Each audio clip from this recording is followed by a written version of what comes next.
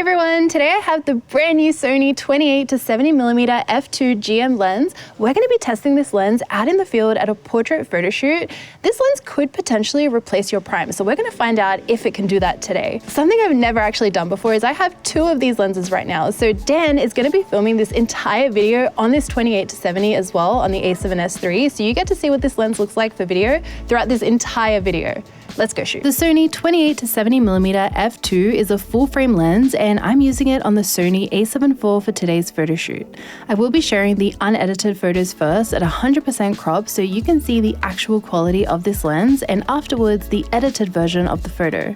I went with my Bluebells preset to edit today's photos as I wanted a moody but contrasty look to the final images. While this f2 zoom is quite pricey, it is for a good reason. This lens is so beautiful and produces some stunning images. It's incredibly sharp, so when you zoom in, you can see all the fine details and textures. I do like that because it's an f2 lens, it has a nice balance of sharpness where it's not too overpowering to use it as a portrait lens.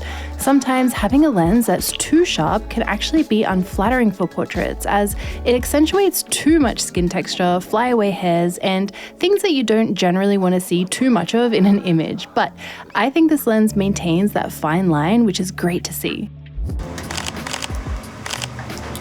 And if you want to twist a little bit more towards me, yeah, that's perfect. Oh, that's so pretty. Love that. We ended up having pretty challenging lighting conditions during this photo shoot thanks to the extremely glary sky and hazy, never-ending rain. So the lens showed that it is able to maintain good colors and contrast straight out of camera. A lens lower in quality can potentially produce images that appear muddy and lack contrast in situations like this. Oh, that looks so cool. Considering the focal range and aperture, this lens is relatively light at 918 grams. In comparison, the Sony 24-70 f2.8 GM2 weighs 695 grams and the Canon 28-70 f2 weighs 1,430 grams.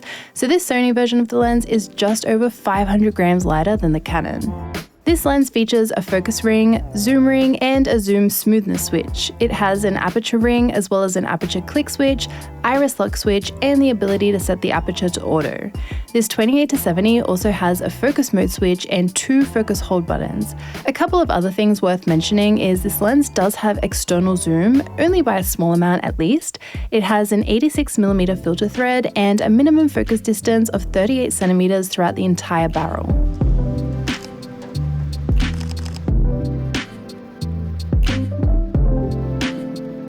If you're wondering why we're shooting everything here, it's because we've got the added challenge of the rain today, so we definitely won't be seeing what the lens flare looks like today. This lens feels comfortable to shoot with and pretty balanced on the a7 IV. I think because I am so used to shooting with GM prime lenses, which are all fairly small. The only thing that stood out to me with this f2 zoom is how wide the lens is. I was just very aware of its width while taking photos. It never got in my way though. This lens is extremely easy to use out on location. Can we try a shot if you tuck your hair behind your ear, like the motion? Yeah. The 28-70 f2 makes use of 4 XD linear motors and supports shooting up to 120 FPS on the A9 III. You will see during the video autofocus test I'll share towards the end of the video just how snappy this lens is. It's incredibly fast. And then should we try some, if you kind of hug yourself, would be cool. Yeah, that's nice. I made use of human subject recognition and a wide focus area to let the camera and lens do all the work. IAF was always sticky on Ruby throughout the photo shoot, and I had so many photos to choose from with tack sharp focus on the iris. I did have a small handful of photos with slightly missed focus or focus on the eyelashes, but that would be one image out of a set of 10 or so it was nothing out of the ordinary. The focus accuracy is definitely something you can easily rely on with this zoom. Get a close-up here as well. This lens features 11 circular aperture blades, and while we can see some bokeh during the photo shoot, let's head to a bit of a sunnier day to take a closer look at this bokeh. The bokeh coming from this lens is super beautiful. The outer focus area is extremely smooth, and the bokeh is clean and round, as well as consistent throughout all the focal lengths. You have to step your aperture down quite a lot until you can start to see the sharper edges of the bokeh. During our photo shoot, I absolutely love the out of focus fallout area on Ruby's face during close-up photos I was taking of her. Again, it's super smooth, flattering, and can help add to that dreamy look. So let's head back to our sunny day to take a look at lens flare and chromatic aberration. Here is a collection of images I captured at various focal lengths shooting directly into the sun so we can see what it looks like.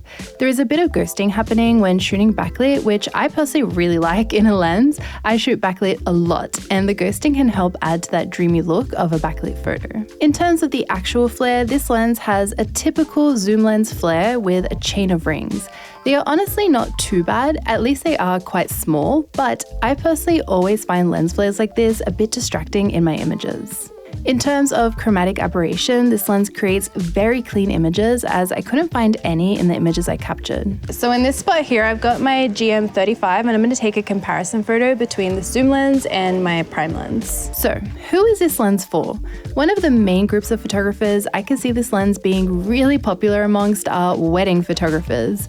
This lens can potentially replace an entire series of prime lenses in a photographer's bag, which not only saves weight, but also the time that you might be wasting switching out lenses during a shoot. I can see a wedding photographer's camera bag now including this 28-70 f2 and the 70-200 2.8 GM2. Previously, this lens combination would be the 70-200 with the 24-70 2.8 GM1 or 2 and an added prime lens like a 50 or an 85 to be able to capture portraits with a shallow depth of field and to use during low light situations. I don't think that backup prime lens would be necessary anymore as this f2 lens can now take care of those dreamy photos and is only going to be slightly darker than a typical f1.4 prime lens anyway, meaning you could also use it in low light settings too. So it can potentially save you carrying extra primes. Another scenario where this lens will come in handy is for photographers who like character in their lenses. You might remember me saying the 24-70 GM2 is a bit too sharp for my liking and it has an almost clinical look to it. Trying to stay positive. It's not for my personal style of portrait photography. I think that lens is better suited for landscapes and things along those lines. Anyway, this 28-70 f2 lens on the other hand definitely has a beautiful character to it, which I'm a big fan of. There is a fine level of detail you can see, but the softness of using it wide open creates a nice balance for portrait photography. One downside of this lens, and pretty much the only thing I don't like about it, is the distortion you can see on the 28mm end. When using it at the widest focal length, you can see a lot of warpiness in the image. This is extremely obvious when you have straight lines in your photos, which we did have some during the photo shoot. This is also something you will encounter a lot as a wedding photographer, for example, as you are usually shooting in and around a lot of buildings. But you can also see that distortion in images without straight lines as well. You can use distortion compensation in camera to correct it or add an extra step in post for more control over it, but you might lose some of your focal length having to crop in to fix it, so just something to keep in mind. Alright, so first up I'm on the 70mm end, and now I will swap to my 85 GM2 and we'll get a little comparison here.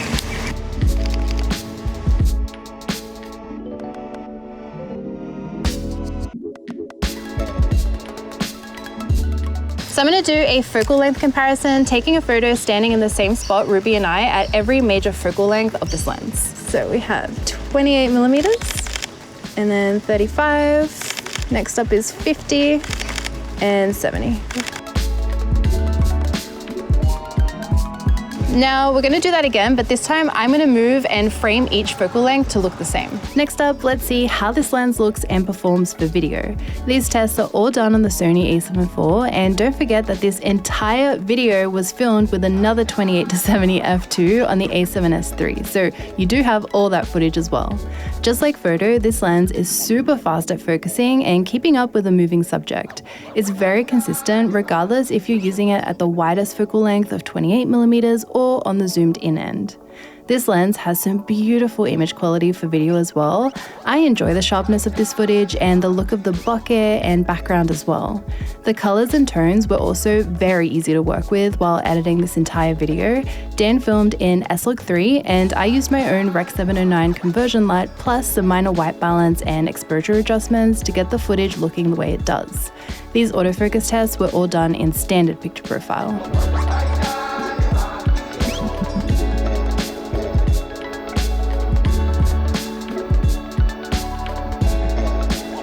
This lens has minor focus breathing, however, it does work with the focus breathing compensation function to help remove it at the cost of a millimeter or two. Finally, I'm going to leave you with a focus while zooming test.